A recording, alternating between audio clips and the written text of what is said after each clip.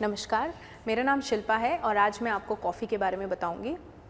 हमारे पिछले success seminar में आपने देखा था कि एटमी इंडिया के मैनेजिंग डायरेक्टर डॉक्टर अब्राहम ली ने आपको कॉफ़ी के बेनिफिट्स के बारे में बताया और इतने सारे बेनिफिट्स को कैसे हम आसानी से याद कर सकते हैं। आइए देखते हैं कॉफ़ी की स्पेलिंग के थ्रू।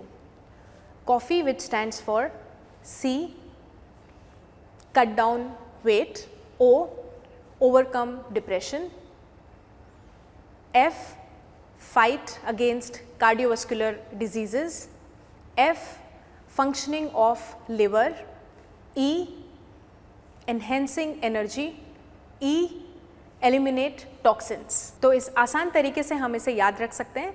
आइए एक एक करके देखते हैं इसके बेनिफिट्स को।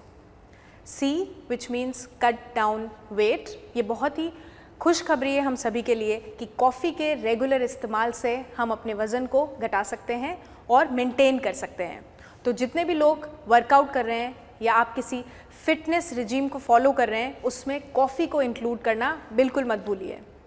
दूसरा, ओवरकम डिप्रेशन। आजकल की लाइफस्टाइल में स्ट्रेस और एंजाइटी एक नॉर्मल पार्ट बन चुका है और कॉफ़ी को अगर आप हर दिन इस्तेमाल करते हैं तो बहुत सारे रिसर्च और स्टडीज़ में पाया गया है कि आप इसे बहुत हद तक कम कर सकते हैं। तो स्ट्रेस फ्री रहने के लिए भी आप हर दिन 2 कप कॉफ़ी का इस्तेमाल ज़रूर करें। F, which means fight against cardiovascular disease. मैं आपको बताना चाहूँगी कि हार्ट से रिलेटेड जितनी भी तकलीफ़ें हैं उनको हम कॉफ़ी के इस्तेमाल से कम कर सकते हैं। और सिर्फ इतना ही नहीं, फंक्शनिंग ऑफ लिवर जो कि हमारी बॉडी में सबसे बड़ा ऑर्गन है और मल्टीपल फंक्शंस एक साथ परफॉर्म करता है, उसको अच्छे से काम करने में कॉफ़ी का रेगुलर इस्तेमाल मदद करता है। बहुत सारी स्टडीज़ में देखा गया है कि लगभग 40% तक लिवर के डैमेज को रेगुलर कॉफ़ी के इस्तेमाल से कम किया जा सकता है। E, which means enhancing energy.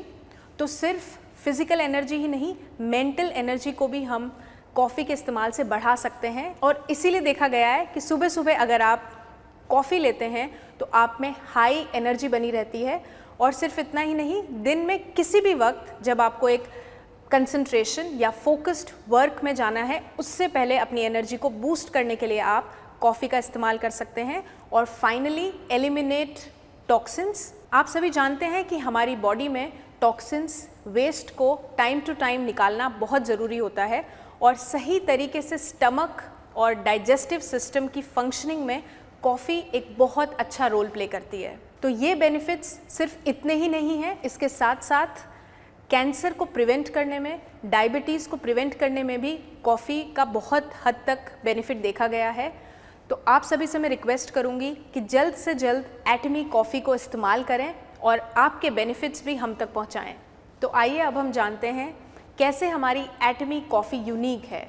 3 चीज़ें इस कॉफ़ी को बहुत यूनिक बनाती है। सबसे पहले इसके बीन्स, दूसरा टेक्निक और टेक्नोलॉजी जिससे इसको बनाया गया है, और तीसरा इसे प्रिजर्व करने का तरीका।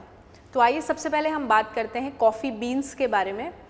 दुनिया भर में 2 प्रकार के बीन्स से कॉफ़ी बनाई जाती है, अरेबिका बीन्स और रोबस्टा बीन्स।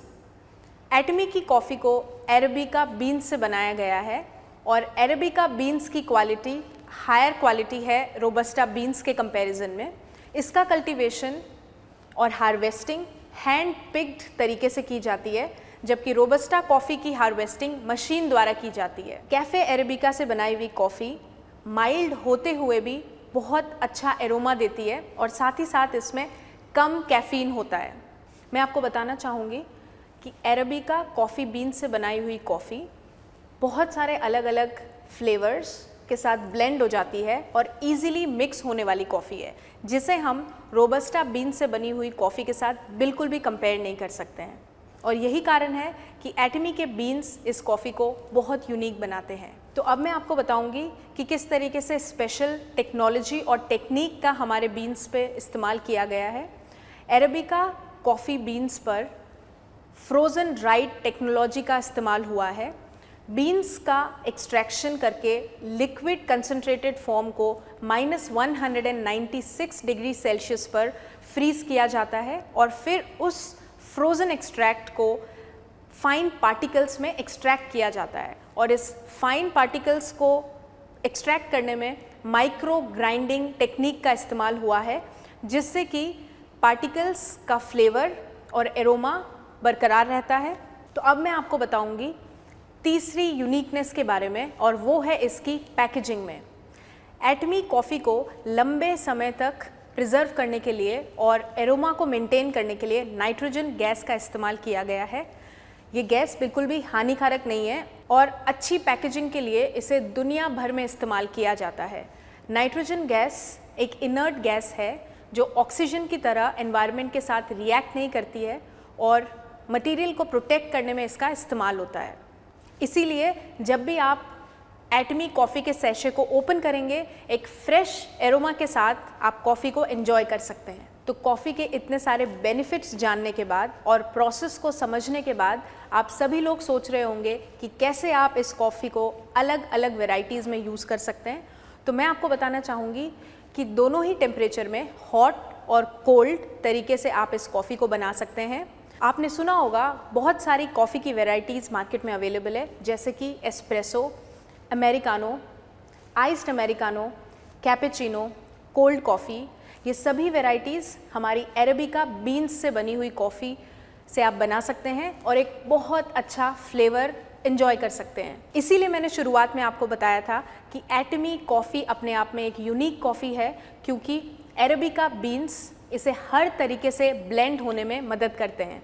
तो आज हमने बात की थी कॉफ़ी के बेनिफिट्स की, किस तरीके से इसे प्रोसेस किया जाता है और साथ ही साथ कैसे आप अलग अलग वेराइटीज़ में इसको बना सकते हैं। मैं उम्मीद करती हूँ कि जितने भी लोगों ने इस वीडियो को आज देखा है, आप सभी लोग जल्द से जल्द एटमी कॉफ़ी का इस्तेमाल करें और इससे हेल्थ बेनिफिट्स लें।